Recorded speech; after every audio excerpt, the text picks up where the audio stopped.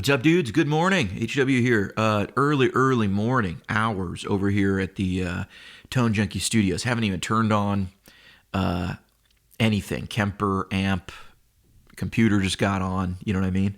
And I hit record here. Picked up the old Harley Benton. I did a shootout with this thing, and it's tremendous. These things are wild. You know, I did a shootout. And you'll see it on the channel, and I'll probably do another shootout after this because I kind of want to. But, I was on a couple of days ago. I was watching, or I was scrolling on my phone, and I ran into a post on a group called Worship Guitar Sounds, and I can't find the post. I went back, I couldn't find it, but basically the gist of the post was like this: Hey, I love my rig. I think the guy was using a modeler. And with some other stuff. He's like, I love my rig, I love my sound, it sounds good, but when I get to my church, or when I just show up to play live, it doesn't matter, church or live, whatever, it doesn't matter where you play. He shows up and he says, I'm now listening in my monitors, my in-ear monitors, and I think he said they were using an Aviom system. And so his complaint was, I can't hear the notes that I'm playing. Like, I turn it up and I can't hear the notes, And he started going into this whole thing of, I think it's that the board is coloring the sound, and the sound I get back from the board, because, it's going to the board, and then it's being sent back to probably the monitoring system, which may just be the direct board, or it could go to another submix, depending on the setup, it could go to another board. Levels could be set there, or all the levels are just set as sends. He's using an Aviom, so it's all probably do it yourself. But, they're probably going to check the channels and the gain levels and stuff. And so you're either dealing with another set of gain levels or you're just getting... Anyway, point is this. The guy's talking about, I've seen some people set up where they mix in their Avioms, but they send a direct from their Helix or whatever up to their ear so that they get their unadulterated tone and they can actually hear themselves and blah, blah, blah. And I just go, stop. You're going down the wrong road. That's not where you want to go. Trust me. I've tried everything. Trust me, I've tried it. Let's just back up and let's work from a position of like first principles, right? What's the point of you playing the guitar and having this tone that you've put together? The point is that people hear you. The point is that you're going to be playing a song with a group of musicians, whether that be so that they can drink on a Friday night, whether that be so they can dance at their wedding, whether that be for a bar mitzvah, whether that be for a quinceañera, whether that be for a whatever, whether that be for a worship service. It doesn't matter. The point when every one of us takes a guitar live and goes and plays is for someone else to hear us, right? So the first things first, the tone that you are getting is for the listener, not for you. The tone you are getting with your guitar and everything is for the listener. You're a musician and you're playing songs. You have to serve the song. So let's switch our thinking a little bit of like, I want to hear myself. And so I know you're monitoring to play, but let's get back to this. And why should we get back to that point? Well, because of this. If the board is coloring your sound and sending the sound back to you, and bypassing the board fixes your sound, well, that only solves the problem for yourself. It doesn't help the listener. If the problem is the board is compressing or changing the EQ or doing something to your guitar tone, and now in a mix it's not coming through, well, we don't want to leave the listener with that same dilemma either. And we don't want to leave the sound man with that same dilemma either, because we haven't actually solved our problem. We've just found a workaround that makes us sort of feel better. And I don't think that's what anyone's after. I think I think the gentleman in that post he's trying to find a solution to hear himself. And so I have some suggestions about how to fix that. But I wanted to sort of explain why I think bypassing the board and stuff is not the problem. Or rather, not the solution to this problem. And a large part of it is Getting back to first principles here, your guitar and your tone is for the listener. Gear is for the player. They can't tell if it's a Tube Screamer, a Klon. They don't know if it's an original this or an original or a this. They don't know if it's a custom shop Les Paul or this, right? This Harley Benton. They really don't know. What they care about is the sound. Gear is for the player, but music and mix is for the listener. You know, someone put that on a bumper sticker. These are just like wise words by HW in the morning hours, the wee morning hours before the coffee kicks in. And I can see the sun starting to get past the trees, and it's going to come in here, and the morning's going to pass us by. But not shall the wisdom shared. Okay, so what is the solution, right?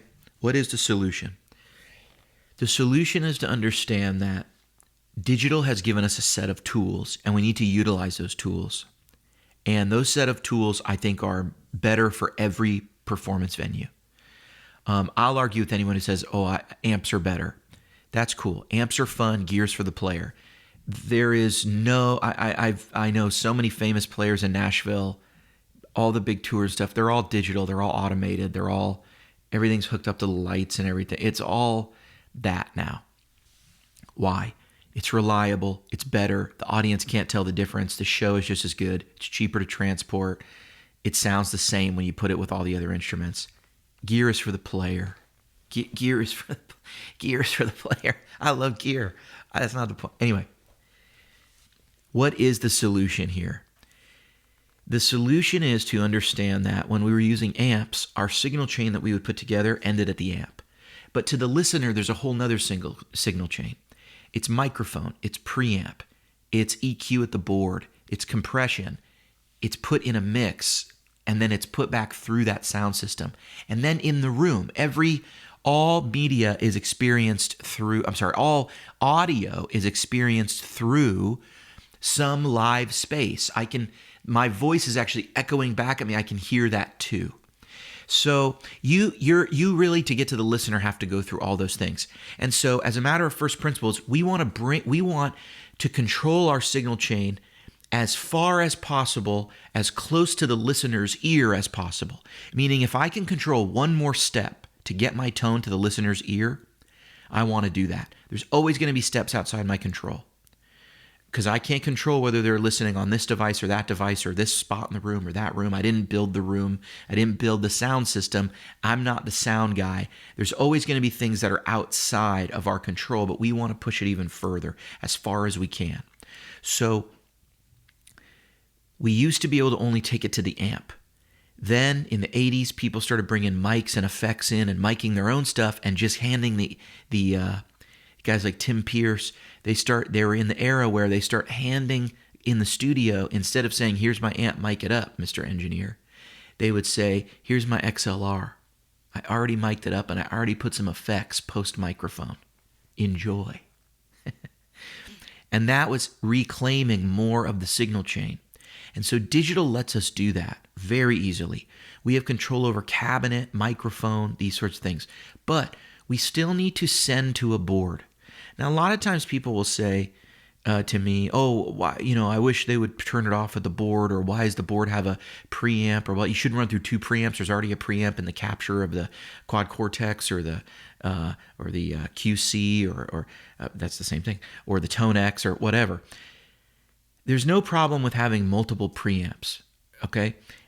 If you've ever listened to a modeler or anything on guitar, on YouTube, a guitar channel on YouTube, you've listened to that modeler which captured a preamp and then they sent it into a DAW. But before that, they went through an interface, and it could have been a Scarlett Focusrite. I see one over here.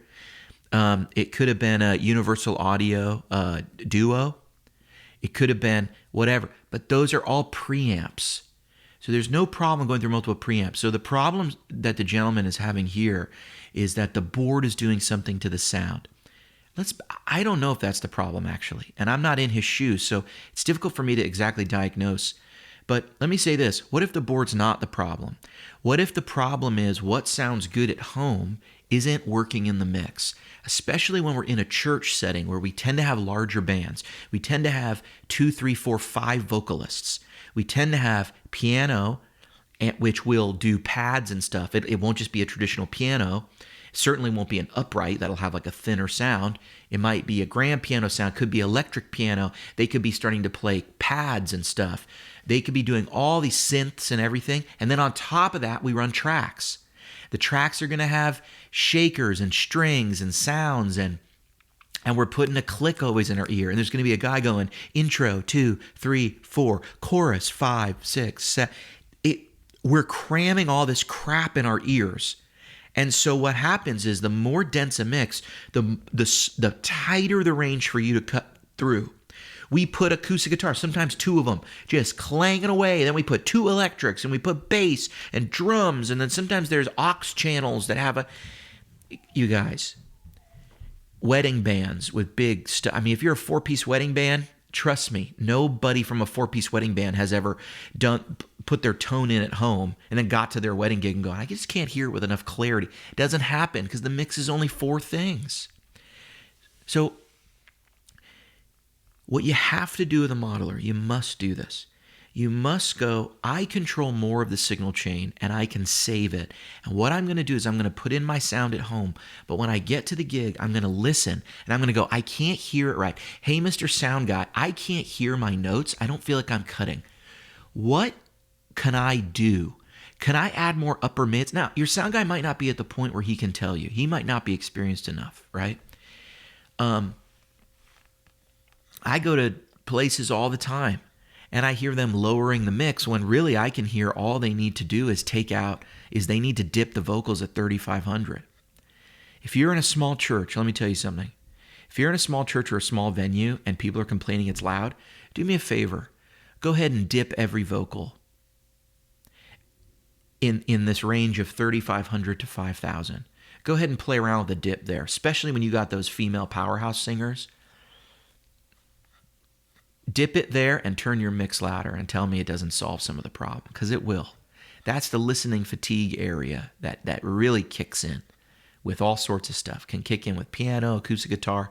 I usually hear it with vocals really kicking in. You gotta massage some people, because a lot of times people have a reedy, powerful voice and then they get a dynamic microphone. They don't really have the right mic for their voice if we were like in a studio, but I digress.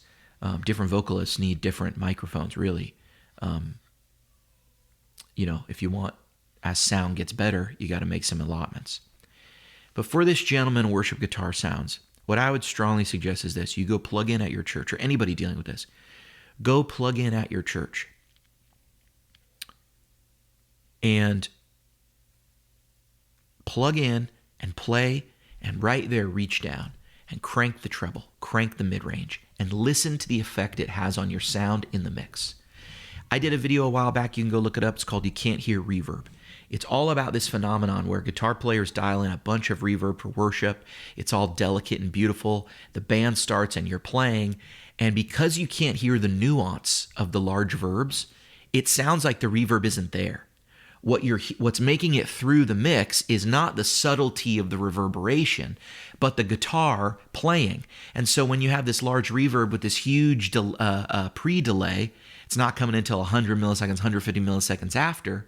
Well, really, what's making it through the mix is more the drier guitar sound. Now, it does affect that sound, but you don't hear this long trail when you got the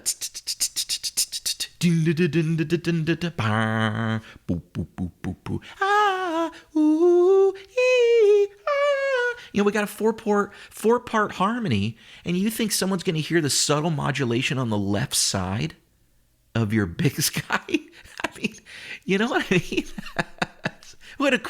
It's crazy when you put it like that. So keep it simple, stupid. That's the old thing, right? I'm not calling anyone stupid, but it means when we're getting too complex, back it up. First principles is keep it simple.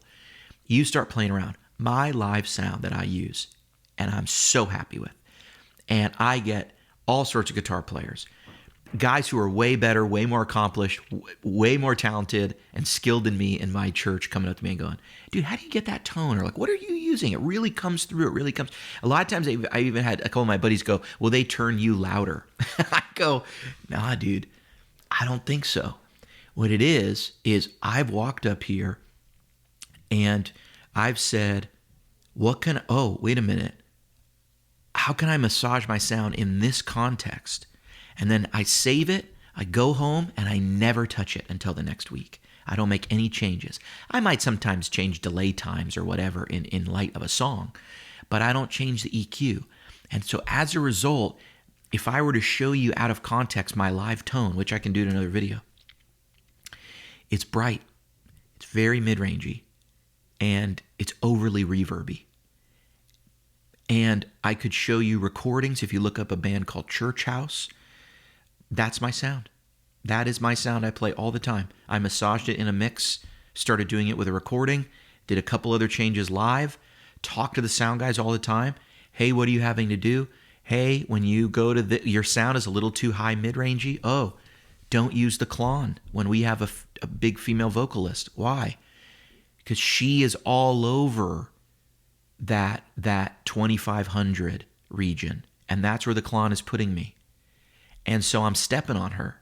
So I got to back up and I got to go down to the 1200, to the 800. That's where my mid-range frequencies need to be. So trust me, start fiddling those knobs live. When you get back home and it sounds bad, that's how you know you did it right. That's how you know you did it right. I've been HW.